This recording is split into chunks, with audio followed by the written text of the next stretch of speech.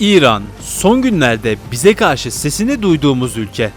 Cephelerde karşımızda duran terörist grupları desteklemesi de cabası. Bu durum giderek artmaya başladı ve bizi doğrudan tehdit ettiler. Gelin buna en son noktayı koyalım. Peki olası bir savaşta teknolojik ve askeri üstünlük kimde? Ülkeler geneliyle ne durumda veya Orta Doğu'nun gerçek hakimi kim? Sadece sayılarla karşılaştırmak yerine detaylı olarak incelemeye başlayalım.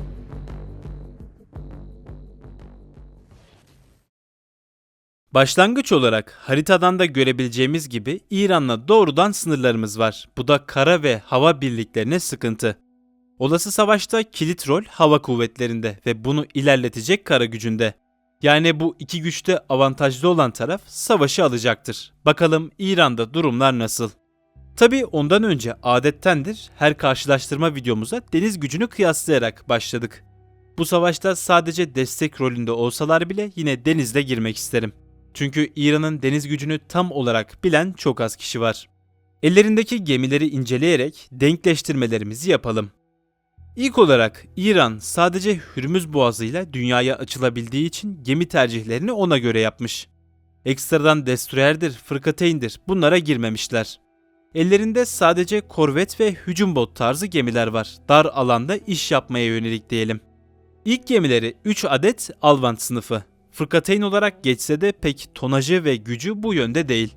4 gemisavara, kötü hava savunma toplarına ve torpidolara sahip. 1970'lerde yapıldığı için modern olmaktan çok uzak. Zaten zamanında 4 tanelermiş, birini Irak batırmış. Gemisavarlar kolaylıkla vurabilir. 3 taneyi bizdeki bir Gabya sınıfıyla eşitleyebiliriz. Bu arada tekrar olmaması bakımından bizim gemilerimizden özelliklerinden bahsetmeyeceğim. Eşitleme sebeplerimizi Türkiye vs Yunanistan videosundan izleyebilirsiniz. Sırada Moç sınıfı. Ellerinde 3 adet bulunan yeni gemiler. 4 gemisavara, yakın hava savunmasına ve füzelere sahip. Düzgün hava savunması olan tek gemileri ama yine sayıları az. Buna ithafen 3 gemiyi bizdeki 2 Gabya ile eşitleyelim. Sırada Amerika yapımı Bayandor sınıfı. 1962'de üretilen çöp gemiler. Bakmaya bile gerek yok. Bizdeki bir Yıldız sınıfı hücum botla eşitleyelim. O kadar kötü. Hamzeh sınıfı. Ciddiye almaya bile gerek yok. Direkt geç. 10 adet Fransız yapımı Kaman sınıfı. Bunlar Yunanlarda da bulunan La Combattante hücum botları. 1970'lerde yapılmaları dışında bir problemleri yok. 4 gemisavarlarıyla eski olsalar bile Hürmüz Boğazı için etkililer. Amerika'nın boğaza fazla gemi sokmamasının sebebi bu gemiler. Hızlı olduklarından ne yapacakları belli olmaz. Bizimkiler çok daha yeni olduğundan ve gemisavar hesabından 10 gemiyi bizdeki 4 kılıç sınıfı ile eşitleyelim. Sırada 5 adet Sina sınıfı. Biraz önceki bahsettiğim Fransız gemileri üzerinden yapıldılar. Bir nevi İran'ın kopyalama projesi diyebiliriz. 5 taneyi bizdeki kalan 3 kılıç sınıfı ve 2 Doğan sınıfı ile denkleştirelim. Bundan başka düzgün gemileri kalmadı. Gördüğünüz gibi ana saldırı gücünde İran rezalet durumda. Gemilerini sürekli Amerika'ya kaptırmalarının sebebi de bu. Sonuç olarak ana güçte 46 parça gemiyle önlerindeyiz. Bazıları büyük, bazıları küçük. O yüzden güç olarak 60 parça olarak bile düşünebiliriz. Bu farkla olası durumda denizi kitlememiz kaçınılmaz. Gelelim denizaltılara. İran yine bu noktada da kötü. Aslında düzgün olsa bütün boğazı kitleyebilirler. Yani bütün eksikleri kapanabilir ama yapmamışlar. Tek düzgün denizaltıları 3 Rus malı kilo sınıfı. Onlar da 1980 yapımı. Ancak 18 torpidosu ve 4 gemisavarıyla sıkıntı oluşturabilir. Rastgele atsanız bile bir gemiyi vuracaktır. 3 taneyi bizdeki 3 Gür sınıfıyla denkleştirelim. Geriye İran'ın 2 denizaltısı kaldı. Onlar da uyduruk diyebileceğimiz Fateh ve Gadir sınıfı. Çünkü sadece 6 torpidoları var ve İran ürünlerine pek güvenilebileceği söylenemez. İkisini bizdeki bir Atılay sınıfıyla eşitleyelim. Geneliyle 9 ekstra denizaltıyla öne çıkmış olduk. Tabii bu 9 denizaltı İran donanmasına bedel.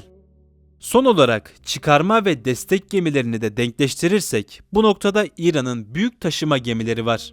Yine de buradan da 2 düzgün gemiyle öne çıkmış olduk. Ve deniz kuvvetlerinde sonuç. İran deniz kuvvetleri gerçekten yetersiz bir ülke. Vizyondan uzak bir şekilde sadece Hürmüz Boğazı'nı korumaya yönelmişler. Onu bile başarmaları muamma. Gemilerine göz attık, denkleştirdik. Toplamda düzgün 57 parça araçla öne çıkmış olduk. Yani onlardan bir ekstra donanma öndeyiz. Sırada geçiyoruz asıl kapışmanın olacağı yere, hava kuvvetleri. Son zamanlarda hava desteğinin önemini hep birlikte gördük. Yani havayı ele geçiren bu savaşı da alabilir. İlk olarak ana güç olan savaş uçaklarıyla başlayalım. İran'ın elinde her ülkeden aldığı farklı uçaklar mevcut. Haliyle işin lojistik kısmı tam bir facia olmalı. Avrupa'dan aldıkları uçakları muhtemelen fazla etkin tutamamaktalar. Biliyorsunuz üzerlerinde ambargo var. Parçalarını oturtmaları sıkıntılı. İlk uçakları 19 adet MiG-29. Ellerindekiler ihracat modeli olsa bile güçlü ve kanıtlanmış uçaklar. Rus desteğiyle hepsi ayaktadır. 19 adedi bizdeki 19 F-16 ile eşitleyelim. Bildiğiniz gibi bizdeki F-16'ların ayrı blok seviyeleri mevcut. İyi uçakları yüksek bloklarla, kötüleri alt kısımlarla denkleyeceğiz. Sırada 26 adet F-14. 1970 sonlarından kaldıklarından döküldüklerini söyleyebiliriz. 10 tanesini kaldırabilmeleri bile başarı. 26 F-4'ü bizdeki 16 F-16 ile eşitleyelim. 63 adet F-4 Phantom, sadece 47'si silahlı durumda. Güncellemişler ancak 1960 uçağını güncelleseniz ne olur? Sadece ağır bombardımanda kullanabilirler. 47'yi bizdeki 46 F-4 ile denkleştirebiliriz. Devam ediyoruz 63 adet Amerikan F-5. Bunların kodları dahil her şeylerini kırmışlar ve kendilerince güncellemişler. Bir nevi tersine mühendisliğin dibine vurdukları uçak. Yine de 1970'lerden olduğu için ne kadar güncelleyebilirsiniz? 63 F-5'i bizdeki 30 F-16 ile denkleştirelim. Bir sonrasında 17 F-7 görüyoruz. Alışık olmadığımız bir uçak çünkü kendisi MiG-21'in lisans altında üretilmiş hali. İş yapabilecek olsa da Çin'den alınma ve eski teknoloji. 17'yi 8 F-16 ile denkleştirelim. Son olarak iş yapabilecek 23 Su-24'leri var. Ellerinde ekstra kalan Mirage F-1 uçakları değersiz. Bu Su-24'leri de silah yükleri fazla olduğundan 20 F-16 ile denkleyerek kapatalım. Sonuçta fazladan 148 F-16 uçağıyla ana güçte önlerine geçmiş olduk. Bunların üstüne diğer destek araçlarına da bakarak bitirelim. Destek uçağı olarak İran'ın elinde 2 Boeing 707 ve 5 P-3 Orion var. Bunlar da deniz karakol uçağı. Ancak yine Amerikan malı olduklarından durumları muamma. Biz 4 AWACS'la ve 5 ek deniz karakol uçağıyla önlerindeyiz. Havada yakıt ikmali içinse yine Boeing uçaklarını tercih etmişler ya da ellerinde bu mu kalmış demeliyim. Bizde 8 tanker uçağı varken onlardaki 6 uçak yine kötü durumda. Son olarak taşıma konusu da önemli. Ellerinde düzgün olarak 6 747, 27 C130 ve 5 II-76 var. İstediklerini aktarabilecek olsalar bile yine lojistik olarak da gerimizdeler. Tabi birazcık gerimizdeler. Bizi öne çıkartan sadece 10 adet A400M uçağı. Ve yine neyi sona sakladım? İnsansız hava araçları. İran'da düzgün bir insansız araç yok. Ellerinde sadece istihbarat için var. Kanıtlanmış değiller. Bizde ise bu sayı düzgün olarak 150'nin üstüne çıkmış durumda. Üstelik Akıncı gibi araçlar gelince bu fark katlanacak. Kara kuvvetlerine verebileceğimiz destek çok geniş seviyelerde. Ve hava kuvvetlerinde sonuç. İran her ülkeden uçağı olan çürümüş bir hava kuvvetlerine sahip. Çözüm bulamazlarsa 10 yıl içinde uçaklarının yarısını kaybedecekler. Hatta kaybetmiş bile olabilirler. Ezici uçak üstünlüğümüzle hava gücünü doğrudan yok etmemiz ve hava sahasını ele geçirmemiz mümkün. Bunların üstüne ek insansız araçlarımız da cabası. Bir nevi karşılaştırma bitti bile denebilir. Sırada kara kuvvetleri. Havada güçlü olduğumuzdan karayı alması bizim için daha kolay. Bakalım burada durumlar nasıl? Sadece düzgün araçları adamdan sayacağız. Geri kalanları köşeye itelim. İlk olarak tanklar. İran'da 400 adet T-72 Safir var. Bunlar modernize edilmiş güçlü tanklar. Zırhı koruması gördüğünüz üzere gerekli düzeyde arttırılmış. Can sıkabilecek durumdalar. Bunun yanında muhtemelen 400 adet bulunan Karrar tanklarına sahipler. Kendi yaptıkları yeni nesil bir canavar.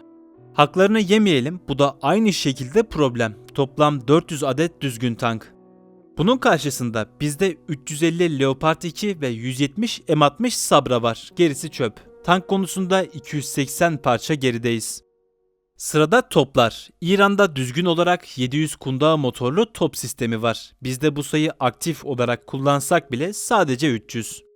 Bu eksiği dünyaları parçalayan 203 milim toplardan 150 fark atarak kapatıyoruz.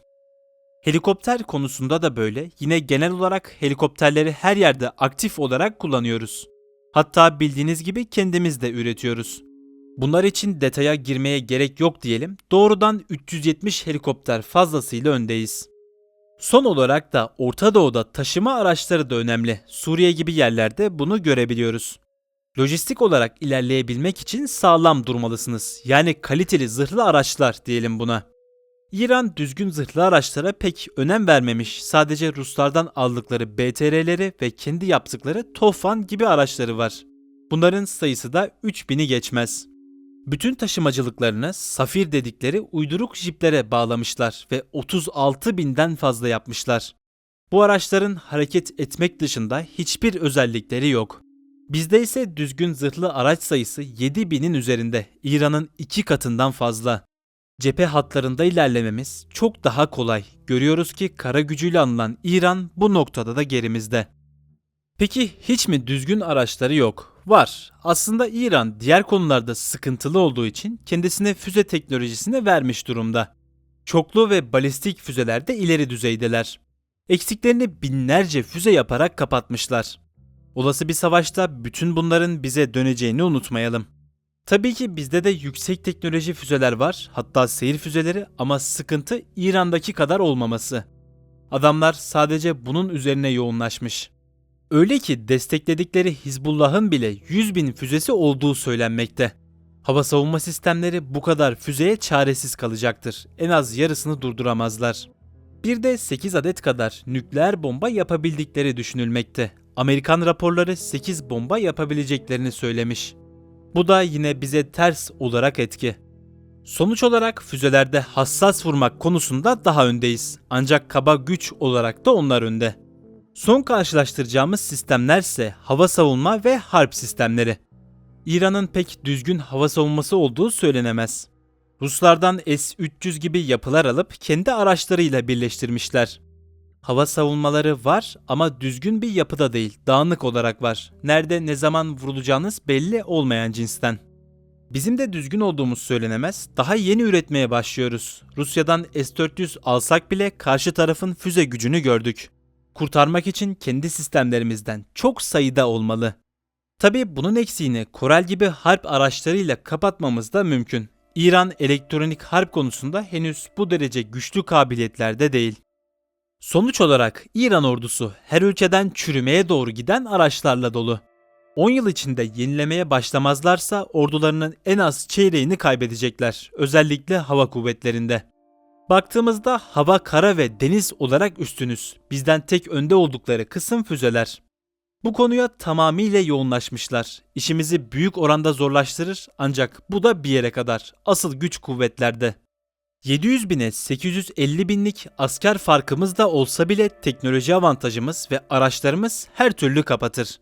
Yani görüyoruz ki Orta Doğu'nun gerçek hakimi Türkiye. Geldik uzun emekler verdiğimiz bir karşılaştırma videosunun daha sonuna. Videoyu beğenerek bu emeğe karşılık verebilir, abone olarak da yeni videoların takibini daha kolay sağlayabilirsiniz. Herkese mutlu günler diliyorum. Görüşmek üzere.